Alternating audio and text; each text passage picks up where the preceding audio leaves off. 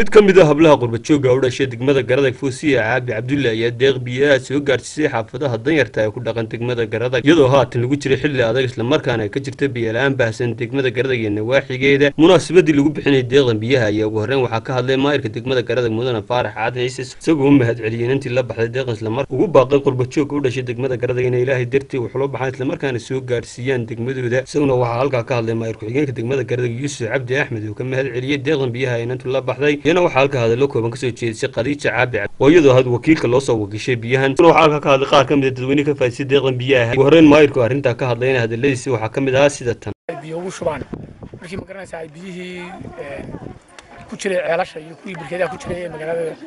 iyo tuulooyinka ku dhowaa ay go'een meel fog oo ilaa 70 kilomitir jira ayaa laga soo qaadayaa biyaha ay dadku cabaan badanaaba waxa weeye waa Garadag iyo magaalooyinka kale ku hareeraysanba waxa ka jirta runtii biyo la'aan baahsan oo ay sababtay abaartan hadeer jirta marka waxaan halkan baaq uga dareynaa magarasada dawladda iyo hay'adaha iyo qurbajooga reer Garadagba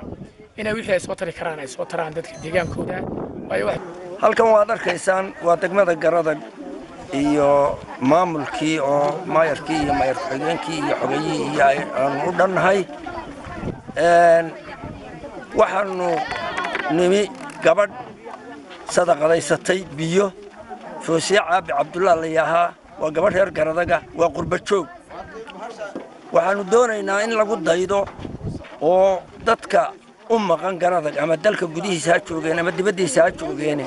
halkan maanta waxaanu ka wadnaa deeq biyaha oo la soo baxday inaan waanay oo Foosiye Caabi Cabdulle la yiraahdo deeqdan waa markii saddexaad ay baxsato iyo markii afraad ay baxsato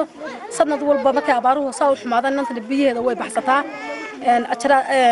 miisaanka xasaadka Ilaahay ha ugu kabo dadka waxaan deeqsiinaa saddex shirkaan afar shirkaan foosto waa Madarsane TV-ga qaranka Jamhuuriyadda Soomaaliland.